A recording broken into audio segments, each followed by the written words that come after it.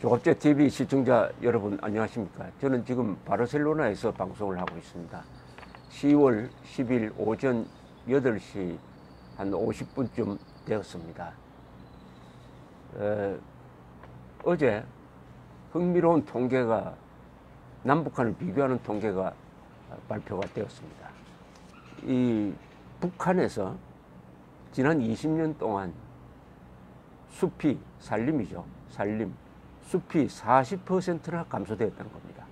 즉 1990년에 북한 지역의 산림 면적은 68%였는데 25년 뒤에 조사를 해보니까 41.8%로 줄어가지고 이 줄어든 격차는 40%가 됐다는 겁니다. 산림 40%가 날아갔다는 겁니다. 이거 믿어지십니까? 25년 사이에 산림의 40%가 날아갔다. 이거 어떻게 된 일이죠? 그것은 북한이 자기들 말로는 고난의 행군이라고 그러지만은 핵 개발을 한다고 북한 주민들의 민생을 돌보지 않아가지고 수십만이 또는 수백만으로 추정되기도 합니다만은 저는 한 100만 정도로 봅니다. 굶어 죽는 과정에서 살기 위해서 땔감을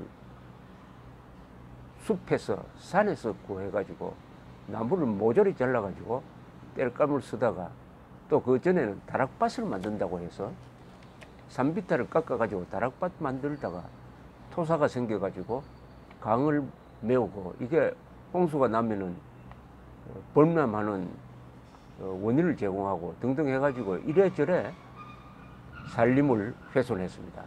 산림을 훼손해가지고 40%가 25년 사이에 날아가 버렸답니다. 이런 나라는 세계에서 7국가라고 하는데 그 7국가가 다 내전 중인 나라입니다. 거의 다. 북한은 내전이 일어나지 않았죠. 그러나 사실은 전쟁이 일어난 거죠. 무장한 김일성, 김정일, 김정은 집단이 비무장한 북한 주민을 상대로 전쟁을 한 겁니다. 그래서 굶어 죽고, 아니 굶겨 죽였다고 봐야죠. 그리고 한 20만 명은 지금 강제수용소에 가둬놓고 그러다 보니까 인간만 말살된 것이 아니라 산림도 자연도 같이 말살이 된 아주 비참한 상황이죠. 한국은 뭐 이승만부터 시작해가지고 이승만, 박정희 산림 녹화 정책이 성공해서 세계에서 산업화와 산림화를 같이 성공시킨 유일한 나라가 되었습니다. 유일한 나라가 되었습니다. 흔히 우리는 북한은 가난하지만은 자연은 깨끗할 것이다. 이렇게 순진하게 이야기하는 사람들이 좌파 속에서 많아서요. 북한에 갔다 와서 이제 이야기가 달라지고 있습니다만은 가난하면은 자연도 망가집니다. 한국이 이렇게 산림 녹화를 할 수 있었던 것은 경제 개발에 성공한 덕분입니다. 그리고 이승만, 박정희, 특히 박정희 대통령의 산림 녹화 정책은 입산 금지라는 조치를 취할 정도로 아주 과격하게 보였습니다만 그게 가장 효과적인 산림 녹화 정책이라고 합니다. 단기적으로 입산 금지 조치를 취하는 그런 극단적인 조치를 취해서도 결국 산림 녹화에 성공을 해서 지금 울창한 숲, 그리고 그 울창한 숲이 품었다가 내보내는 조금씩 내보내는 강. 산림 녹화가 실패했으면 지금 한강에 물이 저렇게 많겠습니까? 한강의 물이 저렇게 많지 않으면 경제개발 성공했겠습니까? 그리고 수도권에 2,500만이 모여 살 수 있습니까? 이런 또 다른 통계가 있습니다. 또 다른 통계. 이건 좀 비참한 통계인데요. 북한 사람들의 평균 수명이 한국 사람들보다 10.5세, 지금 바깥에서는 천둥이 치고 있습니다. 한국 사람들보다 평균 10.5세가 짧다는 겁니다. 북한 사람들의 평균 수명이. 더구나 북한에는 여자와 남자 차이의 큽니다. 여자보다도 남자가 8년을 짧게 산다고 합니다. 더욱 안타까운 것은 북한에서 원래 태어나는 이 남자 어린이는 평균 수명이 68세인데 이 남한에 비교하면 남한 평균이 지금 11년 정도 짧습니다. 남한이 지금 평균 수명이 82.4세입니다. 세계에서 가장 오래 사는 탑 랭킹 안에 들어갑니다. 10등 안에 들어가요. 그런데 북한은 평균 수명이 71.9세, 10.5세의 차이가 납니다. 그러니까 김일성 3대는 북한 주민들의 몸도 망치고 북한의 살림도 망쳤습니다. 이 민족에 끼친 이런 죄가 어디 있습니까? 그 아름다운 산하를 망치고 강건하던 북한 주민들의 신체를 망쳤다. 이게 민족에 대한 범죄 아닙니까? 이런 자를 상대로 민족 공조하겠다는 자는 민족 반역자입니다. 민족 반역자와 민족 공조하겠다는 자는 민족 반역자입니다. 김일성, 김정일, 김정은의 민족 반역 행위가 바로 이 통계로 나타납니다. 살림을 망치고 북한 주민들을 망치고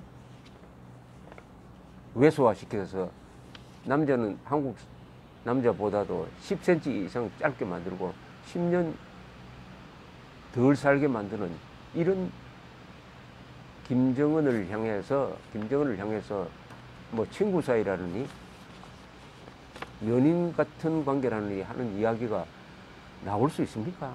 한국 사람 입에서. 자, 또 다른 통계가 있습니다. 이건 지금 기분 좋은 통계입니다. 한국에 관한 통계니까 기분 좋은 통계죠. 뭐냐? 헨리 패스포트 인덱스라는 기관에서 전 세계의 여권을 조사를 했어요. 그래서 비자 받지 않고 갈 수 있는 나라, 비자 받지 않고 갈 수 있는 나라를 조사를 했더니 1등이 어디냐? 가장 많은 나라가 일본입니다. 190개국. 2등이 어디냐? 싱가포르인데 189개국입니다. 189개국 갈 수 있습니다. 3등은 어디냐? 188개국을 비자 없이 갈 수 있는 나라가 독일, 프랑스, 한국입니다. 독일, 프랑스, 한국입니다. 세계에서 세 번째로 강력한 패스포트를 갖고 있다, 그죠? 여권을 갖고 있다는 거죠. 10월 1일부터 미얀마에 한국 사람들은 노비자로 들어갈 수가 있게 됐습니다. 이렇게 되니까 한국 여권이 이 소매치기꾼들의 표적이 되고 있다 합니다. 한국 여권 훔치면은 이걸 위조 여권으로 만들어가지고 하는데 한 1,000만 원씩 비밀리에 거래가 되고 있다고 하니까 외국 여행할 때 주의해야 됩니다. 그러니까 몸에 1,000만 원짜리 하나 들고 다닌다는 이야기인데 북한은 세계에서 가장 노비자 입국 가는 국가가 적은 나라 축에 속합니다. 자, 여기에 들어가 있는 나라 한번 보십시오. 비자 없이 입국을 허용한다는 것은 그 나라 국민들을 믿는다는 겁니다. 테러를 하지 않고 마약 밀매하지 않고 들어와서 불법 체류하지 않는다는 확신이 있기 때문에 비자를 면제해 주는 것이죠. 이런 나라죠. 그러니까 일본, 싱가포르, 독일, 프랑스, 한국, 그 다음에 우리보다 한 등급 낮아가지고 187개국의 노비자로 들어갈 수 있는 나라 명단은 이렇습니다. 덴마크, 핀란드, 이탈리아, 스웨덴, 스페인 같은 나라입니다. 중국은 우리는 3등이지만 중국은 71등입니다. 덩치만 컸지. 이건 중국 사람 못 믿겠다는 거죠. 그럼 한국 사람들에게 노비자를 발급하는 나라가 이렇게 많아진 것은 무엇 때문입니까? 첫째는 한미동맹입니다. 한미동맹이 있으므로 한국은 안보를 튼튼하게 지키는 나라고 안전한 나라다. 경제성장입니다. 들어와서 투자를 할지는 모르지만은 돈을 빼내간다든지 범죄를 저지를 사람들은 아니다. 그 다음에 민주주의 국가입니다. 여행을 자유화하니까 한국 사람들이 여러 나라에 여행을 갑니다. 많은 나라들이 특히 관광대국일수록 생각해 보니까 한국 사람들이 많이 오도록 해야 되겠다. 그래서 비자를 면제해 주는 것이죠.